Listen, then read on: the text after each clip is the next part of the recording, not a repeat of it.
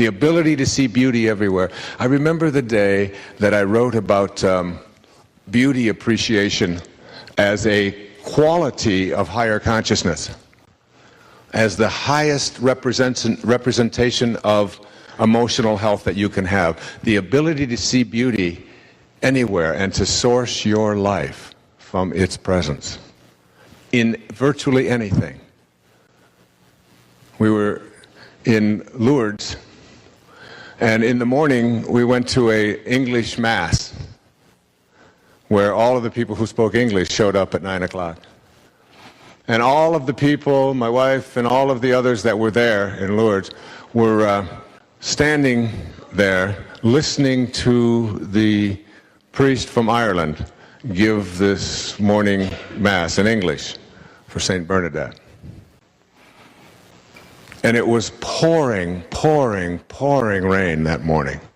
And by that night, during the procession, it cleared up. It was so magnificent. But that morning, and it seemed fitting, since this woman materialized this healing water, that we be in the rain. I don't know, there was something that just felt right. And everybody, all of the people kept coming over to me with umbrellas, and all of them kept telling me, oh, isn't it a shame that we have to come all the way here and stand here in the rain? And I kept thinking, it's so magnificent. Just get away from me with your umbrella behavior. Enjoy the rain. And the day that I wrote about John Keats in Wisdom of the Ages, about beauty appreciation as one of the 60 qualities of self-actualization and how to apply it in your life, I read all about his life. He was called the greatest poet of the 19th century by the Britannica. Greatest poet of the 19th century, the greatest Victorian poet. And he wrote a poem called Ode on a Grecian Urn. And in that poem he says words to this effect: when death shall this generation waste, thou shalt remain amidst others' woe. This thou, this eternal thou.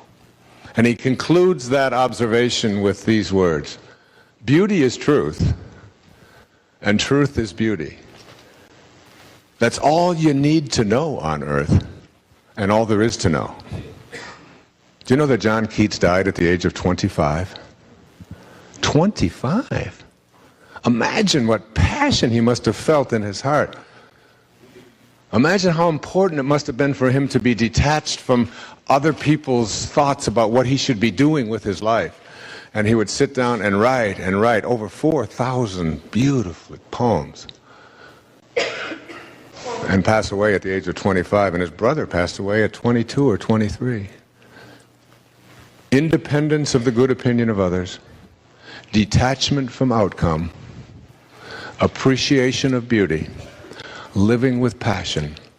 That's emotional intelligence. It's 100,000 cycles per second.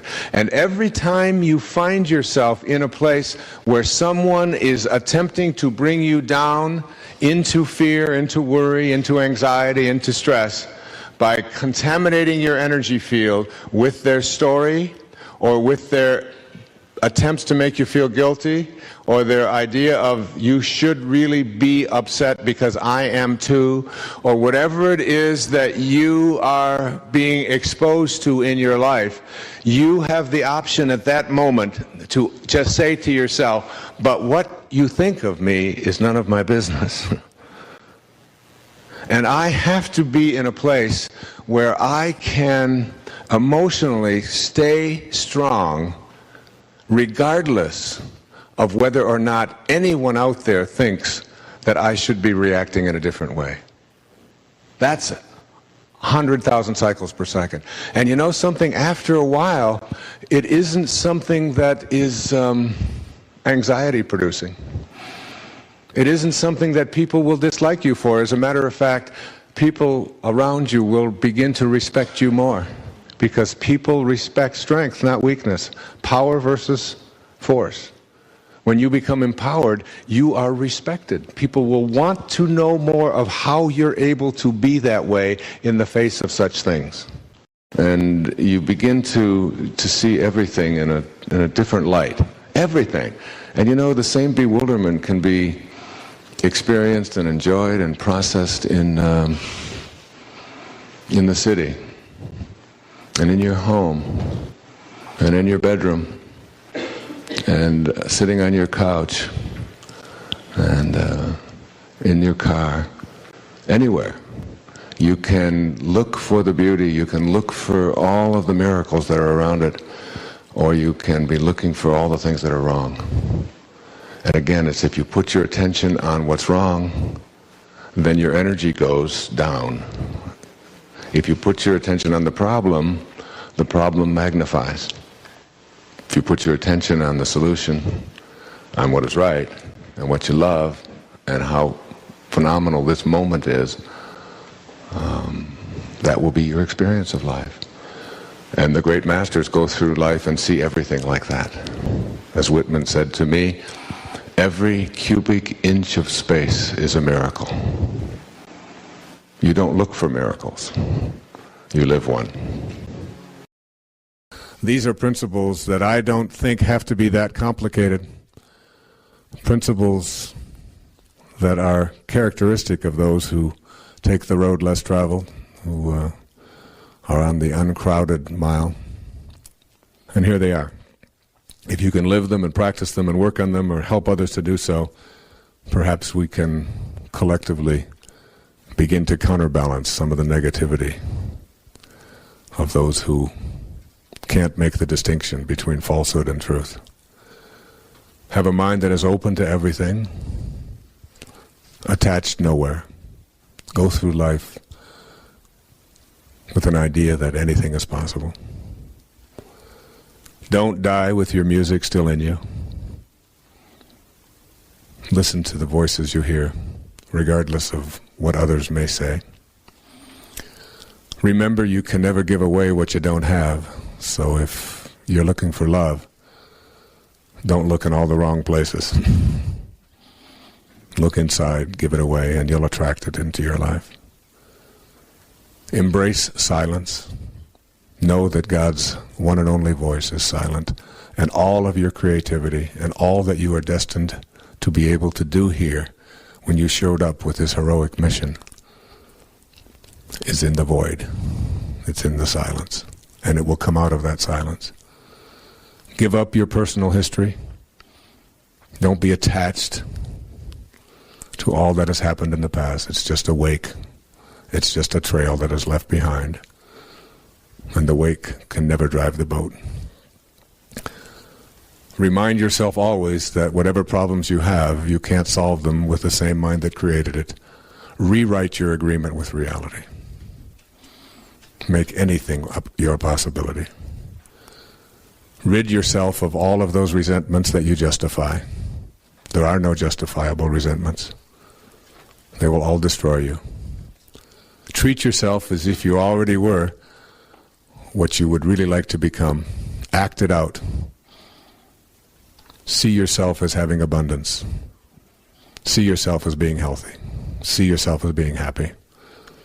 See yourself playing that trumpet, and you won't be able to do anything else.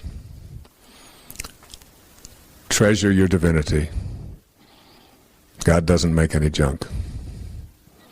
And finally, remind yourself that to be wise is to avoid all thoughts which weaken you. And every thought you have does one or the other, will either weaken or strengthen you. I think of those who don't recognize this great power, this force that is in everything and everyone, that opens the flowers and allows the butterflies to flap their wings, and who thinks it's all some great big accident. I love this story of the Buddha. And the Buddha is traveling, and everywhere he travels, he encounters criticism and hate and disrespect from all of these people who have done nothing but choose to see if they can bring him down. And always he responds with peace. Always he responds with love. And after 3 or 4 days of seeing these people continuously harassing him and ridiculing him and finding fault with him and being ugly and so on, his devotees say, how can you do that? After 3 days of nothing but receiving that kind of energy, you still always have love. And the Buddha answered his question with a question. He said, if someone offers you a gift, and you do not accept that gift, to whom does the gift belong? And what he's saying is, if someone offers you a gift of their negativity, of their lower energy, of their criticism, of their hatred or whatever, and you simply don't accept it, who owns it? And if they own it and it's theirs, why would you allow yourself to be upset, depressed, stressed, hurt by something that is owned elsewhere? That's all you have to remind yourself of. And you'd be surprised. You know, it's a good thing to work on. It's a good thing to practice, especially if you have kids, because, boy, they give you so many opportunities to do this, where you can work at seeing if you can change that energy around, if you can make it go from low to high. Just see if you can raise it just ever so slightly. All of you instinctively know how to do it, because you're born with that quality. It's just that we've lost it when we took on the ego. Thank you, and God bless you.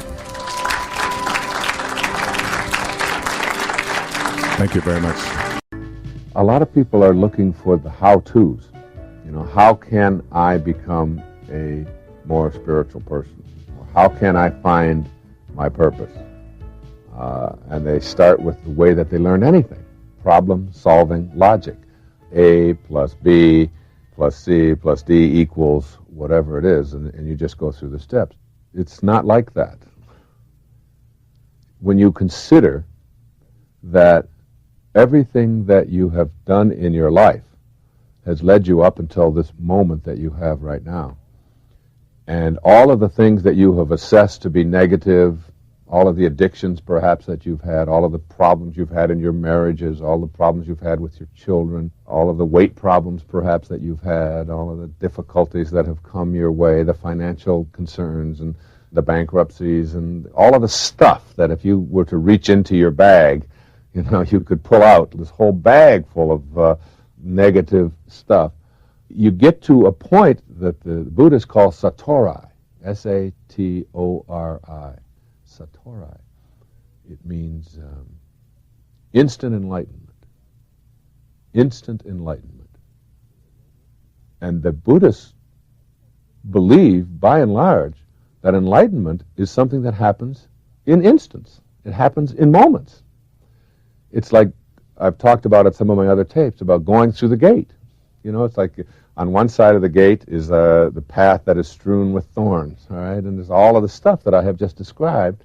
And then there's this gate ahead of you. And then on the other side of the gate is this garden.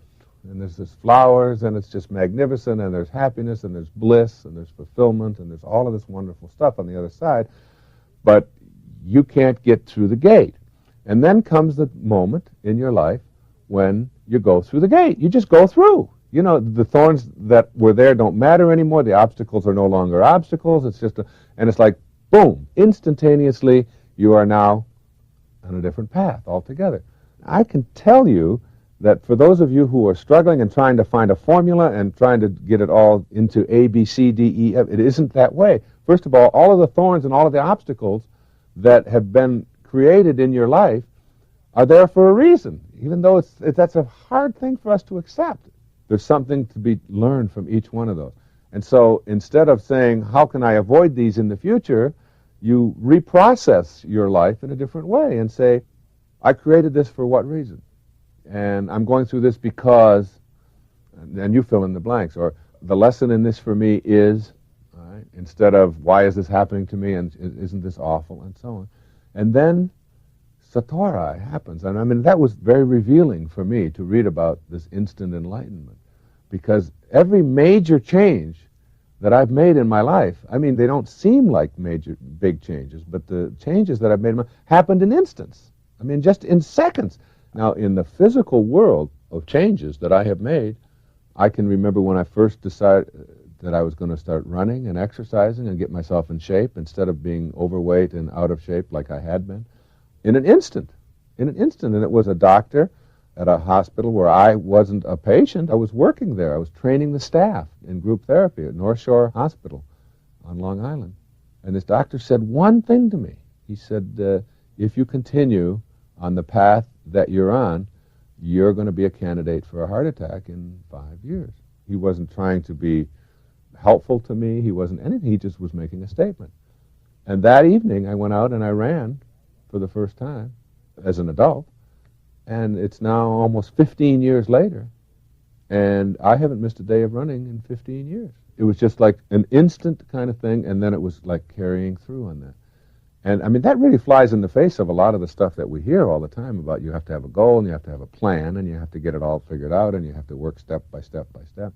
I really think that enlightenment, or discovering this inner source of strength, is something that just happens in an instant whenever you're ready. So whoever you are, I mean, if you're smoking, if you're drinking excessively, if you've got addictive habits in your eating habits and so on, if you are behaving in ways with your children or with your wife or co-workers or whatever, and you think that it's just hopeless and that you can't change and that it's just too difficult to process and so on, I'm really saying to you that in an instant you can decide to radically alter your life. And it isn't like even a decision-making process. You're now ready. The same Buddhists say that when the student is ready, the teacher will appear. Now, I'm in a 72-year-old body today. I remember being in a 20-year-old body, and in a 30-year-old body, and a 40-year-old body.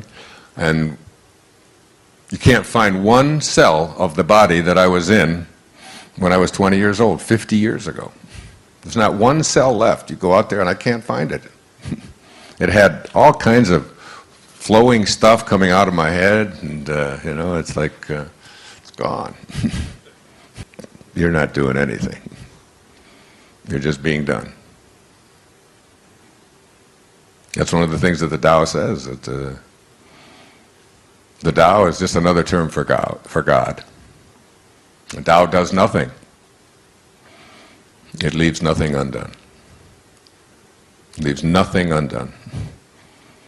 Makes the planets stay in alignment, the sun comes out, the oceans are filled, life goes on, fish reproduce themselves, roses show up, and there's nobody out there doing anything. It does nothing. So the question of who we are is can't be answered in physical terms, and it can't be answered with the senses. Your senses will lie to you. They will tell you something, and it's just not true, you know. I mean, our senses even tell us right now that we're sitting still when we're hurling through this ocean, right, at 20 knots. But we're also, so is the whole ocean hurling through space at something like 11 or 12,000 miles an hour. And it's also orbiting around the sun and turning on its axis. So it's turning, orbiting, and hurling all at the same moment. And your senses are saying, I'm just sitting here. You don't see with your eyes. You have to see through your eyes. The part of you that is processing what I'm saying here right now has no form to it, has no beginning, it has no end. There's an infinite part of you. There's an invisible part of you.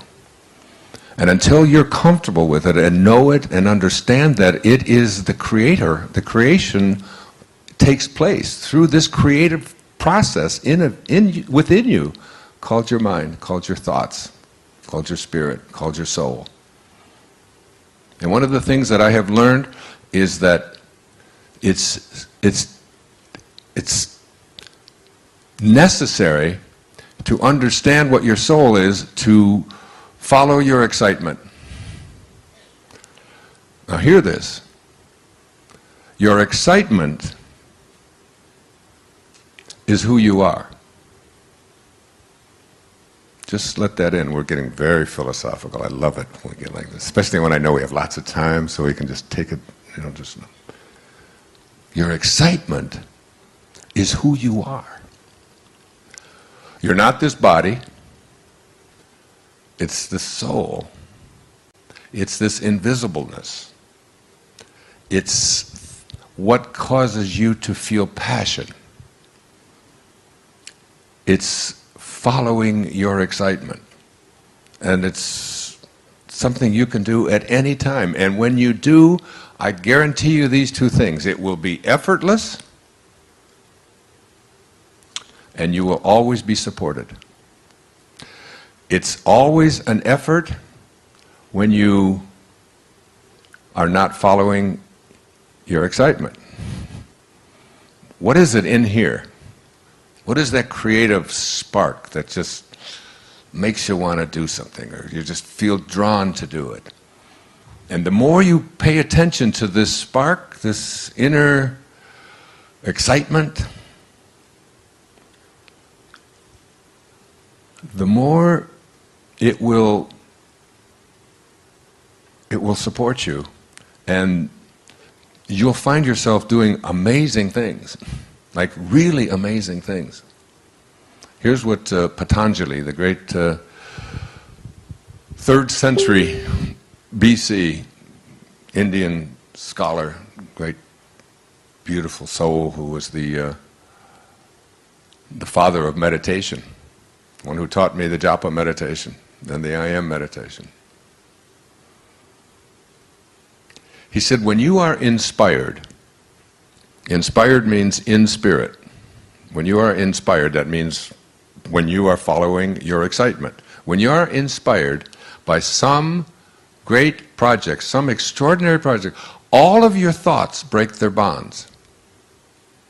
Your mind transcends limitations.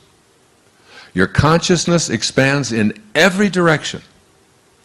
And you find yourself in a new and a great and a wonderful world. And then he said, and this is what I mean by being effortless, he said, dormant forces, faculties and talents come alive, and you discover yourself to be a greater person by far than you ever dreamed yourself to be, or I say were ever taught that you could become. Because you were not raised to believe in your divinity. You were raised, as Rumi said in that thing I read between the Chinese and the Byzantines, you were raised to believe in your limitations. And you don't know that within you, you have God. You are God.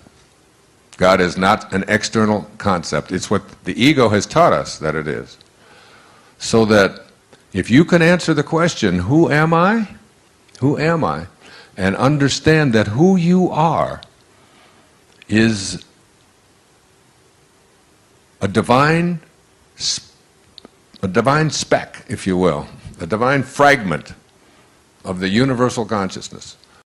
Martin Luther King Jr. once had remarked that the only way to convert an enemy to a friend is through love, not hatred or fighting.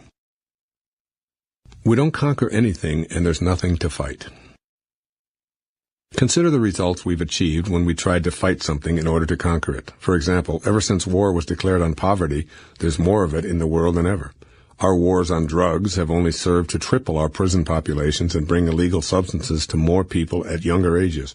As early as junior high school, there's hardly a child who doesn't know how to acquire all manner of drugs. Our wars on crime have resulted in more criminals, more fear, more surveillance, more distrust, and more abuse by law enforcement personnel. Our war on terror has turned us into people who behave toward those we label terrorists in ways that emulate the terrorism we're supposedly desirous of eliminating. And our wars on cancer, obesity, and hunger have not eliminated those conditions either. Here's the reasoning behind what I've just elaborated.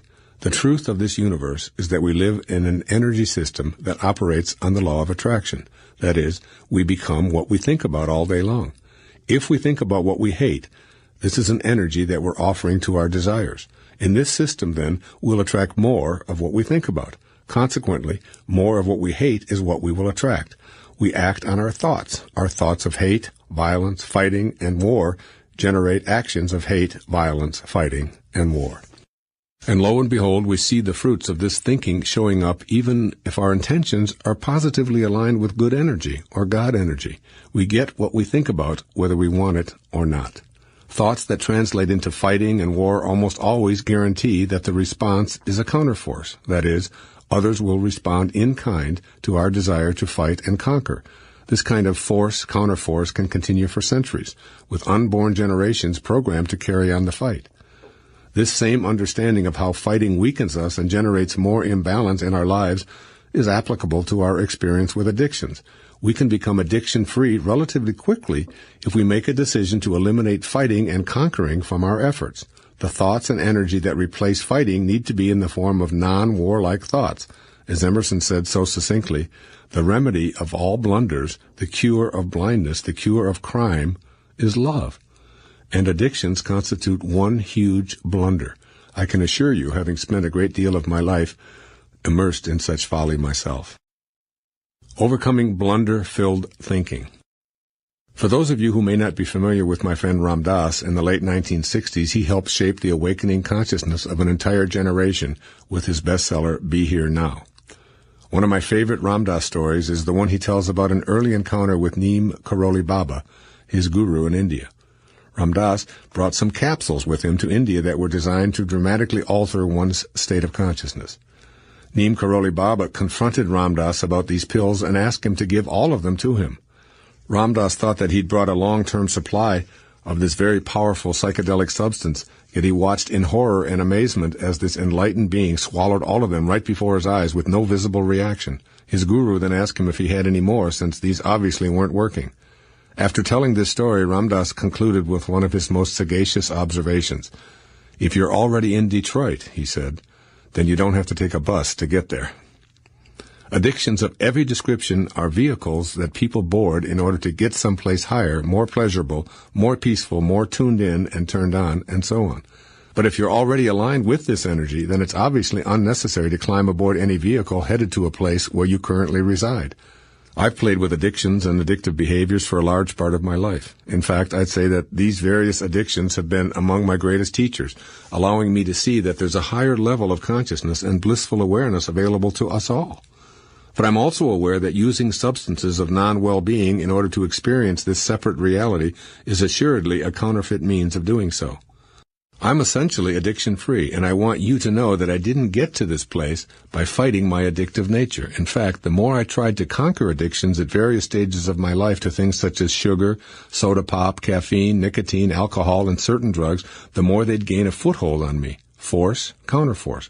I'd apply my weapons, and they'd bring out their artillery, with my body as the battleground where the war was being waged. I was blundering my way into deeper addiction. Earlier, I quoted Ralph Waldo Emerson, who said, "The remedy for all blunders is love."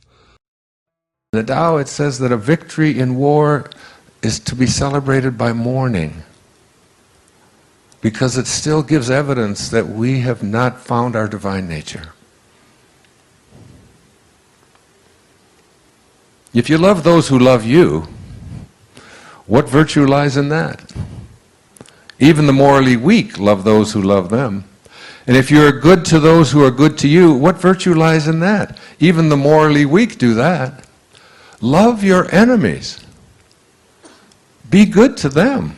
Share with them without expecting anything in return. Then your reward will be rich, and you will be sons of the Most High. He is kind to the ungrateful and the wicked. Be compassionate like your Father. How much of that do we practice on our planet? Divine love is a love that we have inside of us because it's the only thing we have to give away. That's all we can give away. Again, Patanjali, when you are steadfast, this is who Jesus was. This is who Rumi was. This is who Shams of Tabriz was. This is who Muhammad was. This is who Buddha was. When you are steadfast, which means there's no ego, when you are steadfast in your abstention of thoughts of harm directed towards yourself and others, that all living creatures will cease to feel fear in your presence. That's who St. Francis was. I've been to Assisi. Some of you were there with me. How many? Who was there? Look, so many of you were there with us last year, just a year ago, a little over a year ago. Do you remember the lecture in Assisi?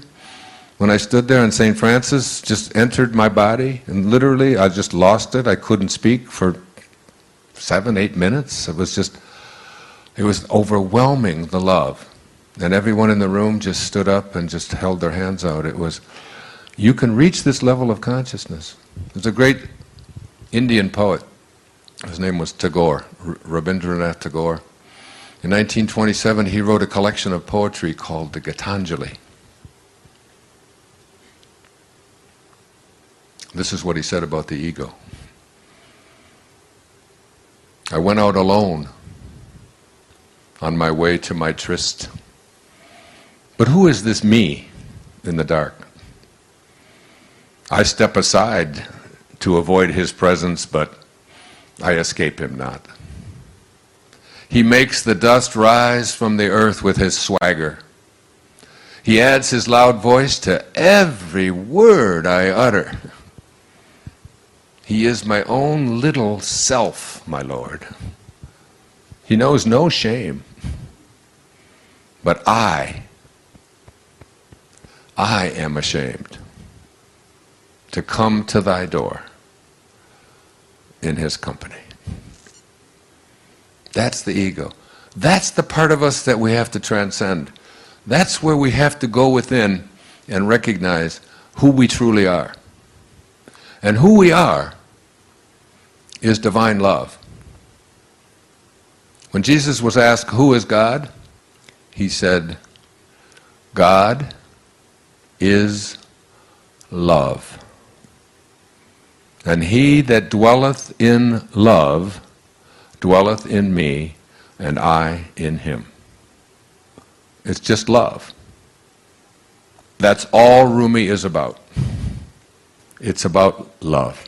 It's about love for the beloved, love for the divine, love for that place within us that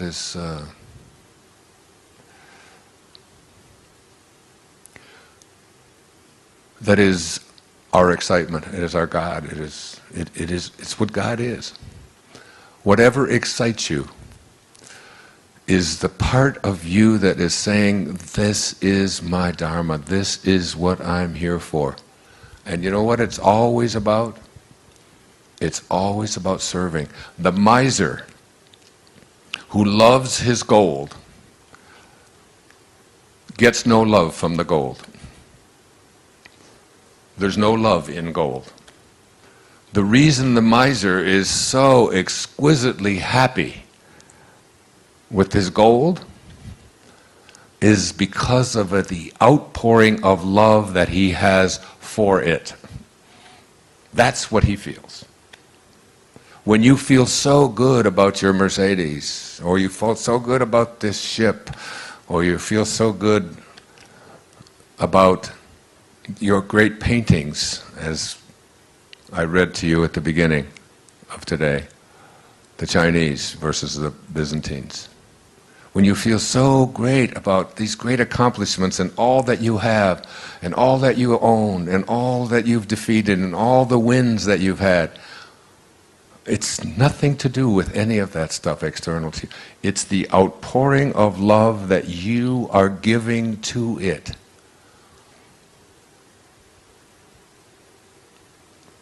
And you can't have love in your life, and you can't give it away unless that's what you have inside.